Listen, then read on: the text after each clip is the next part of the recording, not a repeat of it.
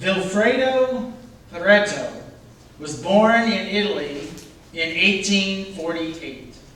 He would go on to become an important philosopher and economist. Legend has it that one day he noticed that 20% of the pea plants in his garden generated about 80% of the healthy pea pods that he harvested. The observation caused him to think about uneven distribution.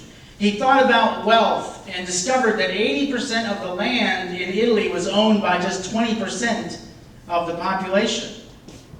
He investigated different industries and found that 80% of production typically came from just 20% of the companies.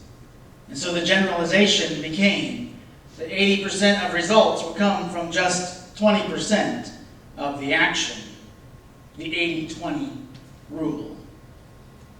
While it doesn't always come to be an exact 80-20 ratio, this imbalance is often seen in various business cases.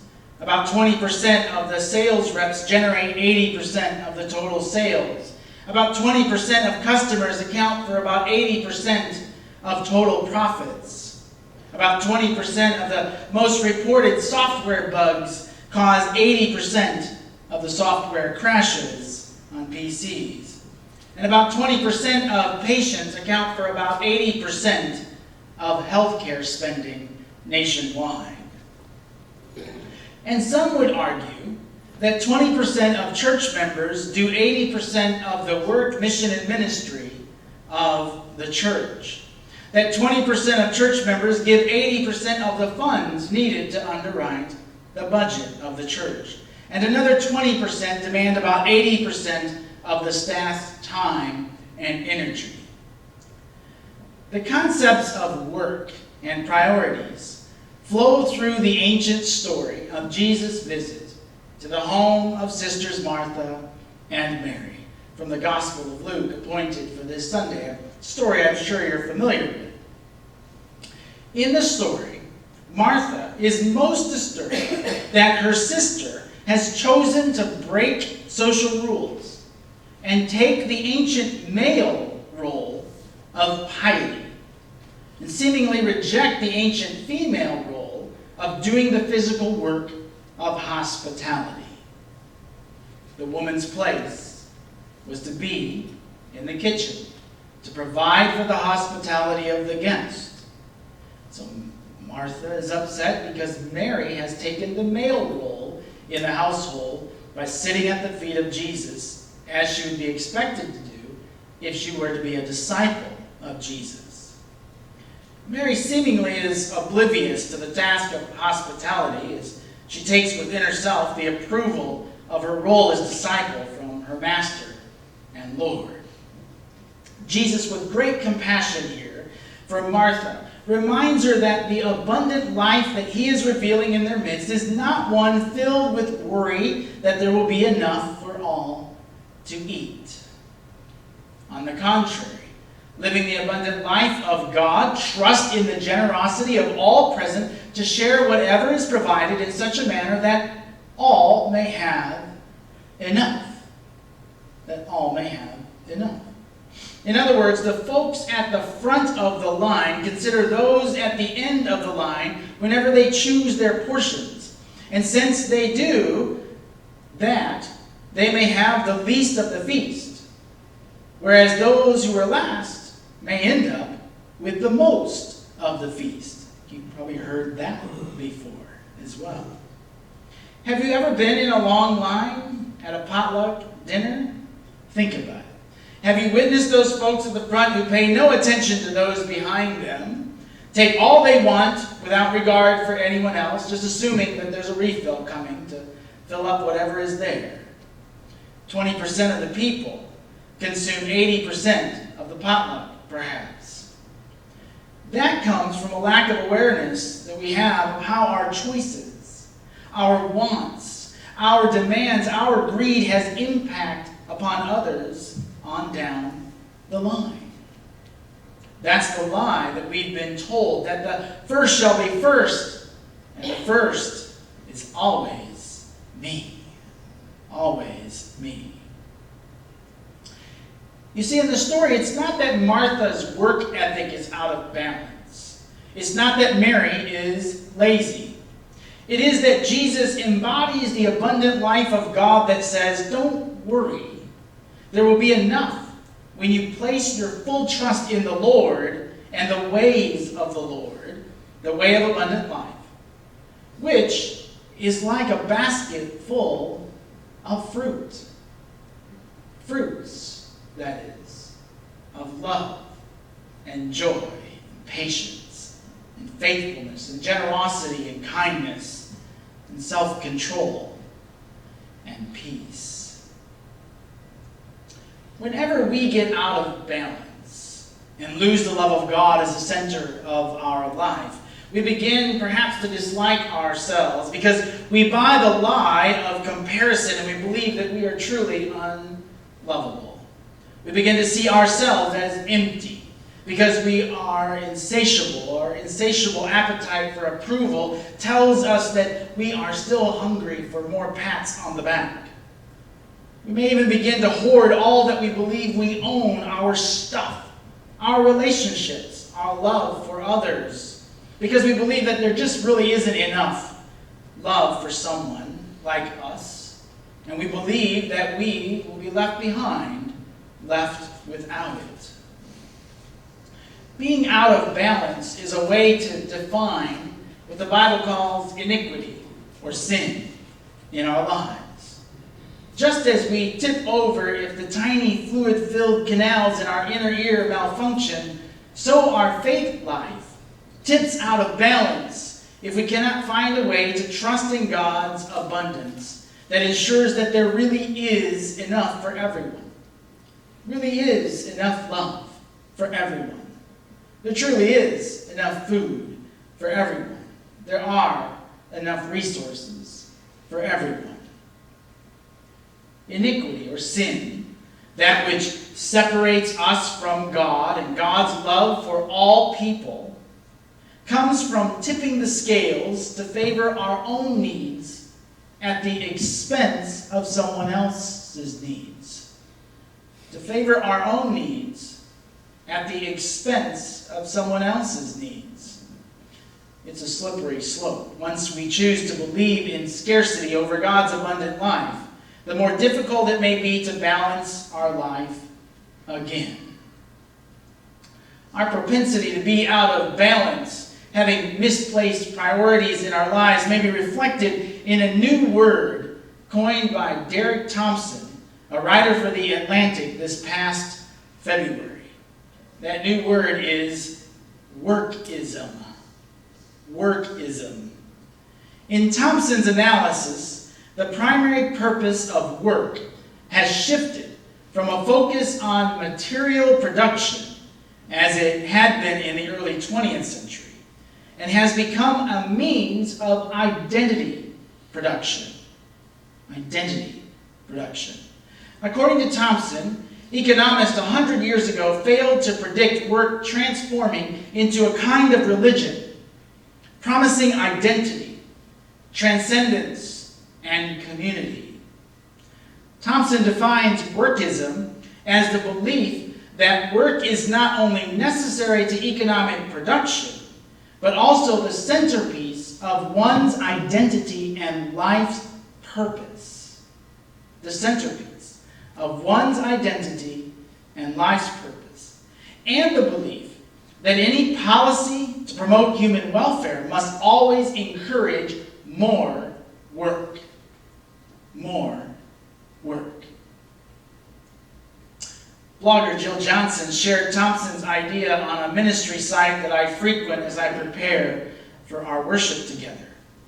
She pointed out the change that took place in the 20th century using a popular television series that you may be familiar with, known as Downton Abbey, as an example.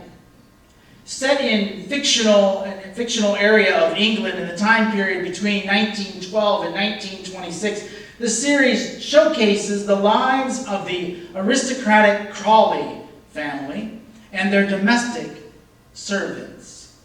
As wealthy landowners, the Crawleys always had plenty of free time for for walking in the garden, gathering in the parlor for conversation, hosting parties, and going on vacations. While the Crawley family itself is fictional, the show does depict a realistic period in history when the wealthy worked little, especially when compared to those in the lower classes. Rich Americans living in the same era, she said, also had an abundance of leisure time to entertain and be entertained. For years, she claims, that was the American dream. Work less, play more. Work less, play more. Yet the trend in our modern world defies that very dream, according to Thompson. Americans, he says, now work more hours than citizens of other countries. With similar productivity, such as Germany and the Netherlands. We don't get any more productivity, but we work more hours. Americans also take shorter vacations and enjoy fewer retirement benefits. In 1980, the highest earning men worked less than middle and low income men in our society. By 2005, that trend had shifted dramatically, with the richest 10% of married men having the longest average work week. Today, it is fair to say that elite American men have transformed themselves into the world's premier workaholics, writes Thompson, toiling longer hours than both poorer men in the U.S. and rich men in similarly rich countries. And he says, it's not because of demand on their time. It's not because the corporation says they have to put the time in. It's because they choose to. They choose to. Thompson argues that one reason many make this choice is that work has become so intimately connected to emotional and spiritual fulfillment in our culture. The best educated and highest earning Americans, he says, choose to spend their extra hours on work because it's where they feel most themselves. Work is their home. Work is their play. Work has become a substitute religion for our contemporary culture. We all worship something. And Thompson says workism is among the most potent of the new religions competing for congregants in our pews. And I would add, their allegiances as well. This imbalance influences the way we treat one another in our closest relationships, our priorities of time and energy for our partners, our spouses, our elders, and our children and grandchildren. Workism also influences how we view and treat those in need around us, the poor, the immigrant, the refugee, the addicted, and the abused. In the prophetic text from the 8th chapter of the 8th century prophet Amos that was appointed for this day, we hear God plead God's case against ancient Israel for their wrongful treatment of the poor and needy, for their misplaced priorities of practicing the lie of scarcity for their own wealth at the expense of those in need. Hear this, you who trample on the needy and destroy the poor of the land, saying, when will the new moon be over so that we may sell grain, and the Sabbath so that we may offer wheat for sale, make the ephah smaller, enlarge the shekel, and deceive with false balances in order to buy the needy for silver and the helpless for sandals, and sell garbage or refuse as grain. In a recent essay published by Dan Clendenin, Amos, he says, lived during the reign of King Jeroboam II in the 8th century, a time of great expansion for the nation of Israel, a strong military and national prosperity. The citizens of his day took patriotic pride in their religiosity, their history as God's favored people, their military conquest, their economic affluence, and their political security. Convinced of the nobility of their own nation and of the inferiority of foreigners, they found it impossible to understand how others saw them. They considered their country superior in every way. Under Jeroboam, he writes, Israel developed an exaggerated sense of exceptionalism, which they invoked to exempt themselves from universal standards that applied to their own nation as well as to their enemies. Amos' prophecy delivers a withering critique of ancient Israel's entire culture. He describes how the rich trampled on the poor. In earlier chapters, Amos says the affluent flaunted their expensive lotions, their elaborate music, and vacation homes with beds of inlaid ivory. In Amos' world, corrupt judges sold justice to the highest bidder. Predatory lenders exploited vulnerable families. And on top of it all, the religious leaders of the day pronounced God's blessing on it all. The reason the rich were rich is because God was blessing them to be so. It was God's blessing to do all of those things. Prosperity was the good news. The movers and shakers of Amos' day knew how to rig the scales and increase the counterweights while selling their grain. They knew how to hide the rotten fruit in the bottom of the sale for cartons. They were masters at sweeping chaff from the floor and mixing it with the good wheat when no one was looking. The poor were always the victims. They had to put up with this if they wanted to eat.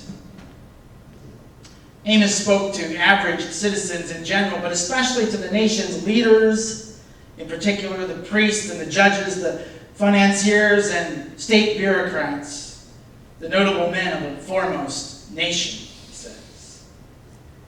So God proclaims the end of God's people will send a famine upon God's people, not of food, but of the hearing of the words of the Lord. The people are about to get the silent treatment from God. We might think, the silent treatment from God. But understand that biblically and in this culture, God's voice, God's words are the source of all life. If God is not speaking, there is no life, there is only death. Because God is the source of life. It was God's voice that brooded over the waters of creation and brought forth life. Let there be light. And it was so. So the absence of God's voice, God's word, is separation from the source of life, of abundant life. Silence in this case is death and destruction for the people, the loss of the nation. So what does all of this have to do with us in the 21st century today? God charged the people with living an insincere faith, individuality, and corporately that had led them to choose to live in the fear of scarcity and not to choose to live the abundant life that God desires for all of humanity. I despise your festivals. Enough of your lavish false worship, showy and exceptional, while you grit your teeth, tapping your watch, waiting for the benediction, so that you may run out the door and check your E-Trade account, so that you may get your hands on that foreclosed home at record low prices and turn that baby over for a profit, saying, when will the Sabbath be over so that we may offer wheat for sale? God saw through the veiled piety of the people who all just wanted a bigger share of the pie for themselves. God saw the dark, empty void inside that was never full, never satisfied, always proclaiming hate for oneself, often coveting what others appeared to have, insatiable appetites for more stuff, and larger profits on those spreadsheets. God saw through the busyness of chasing after the next great thing, of keeping up with the Joneses, of seeking the approval of promotion and one's peers, rather than seeking to know God's boundless love, which has already pronounced you as forgiven, already pronounced you as loved, already pronounced you as free. God saw through the lies that were told about what living in abundance really means.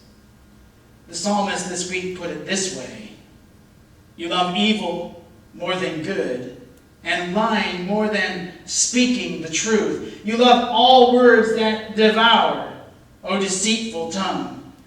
But God will break you down forever. He will snatch and tear you from your tent. He will uproot you from the land of the living. The righteous will see and fear and will laugh at the evildoer, saying, see, the one who would not take refuge in God, but trusted in abundant riches and sought refuge in wealth. But I am like a green olive tree in the house of God. I trust in the steadfast love of God forever and ever. All of us want a full life, a complete sense of self-worth. We want satisfaction and we want fulfillment of our hopes and our dreams, many of which reach far beyond ourselves. But none of this is necessarily wrong. The problem is that we stuff our lives with what we think is abundance. We seek wealth. It is our dream to be rich someday, to have it all. Dream homes, vacation fantasies, and elegant life of ease and pleasure. We want it cheap, though, without exorbitant cost to ourselves, without exploitation of other people, and maybe even the planet. In short, we really just want the fairy tale. And that's just what it is. A made-up story with childlike simplicity that lulls us to dream an impossible dream. But living the abundant life of God is not the same as living an impossible dream. It's very real, and it's very possible. And no, you don't have to be poor to live it. But you can't trample the poor in the process of getting there either. Living the abundant life of God is simply living a spiritual life, as opposed to a materialistic or narcissistic life. It's a simple but not yet a life of simple piety either. Living the abundant life is finding a balance between listening for the word of the Lord and doing the word of the Lord. Just as those sisters in the story of Mary and Martha from Luke's Gospel sought Jesus' approval of their respective roles, we often try to limit ourselves to one type of faith expression as more appropriate or adequate than another. So we are called to reflect upon every part of our lives, individually and collectively, to see how the ways we live affect those around us. It sounds simple enough, but it's costly. So we often choose not to hear the prophetic word. We'd rather get busy than sit at the feet of Jesus and listen to him as one of his disciples. The time, the prophet says, is surely coming, says the Lord God, when I'll send a famine on the land. Not a famine of bread or of thirst of water, but of hearing the words of the Lord. May we choose the better part, to live the abundant life that God has already granted to you and to me, where less really is more. To trust in the Lord as center of our life. And then may we hear the voice of God calling today and every day.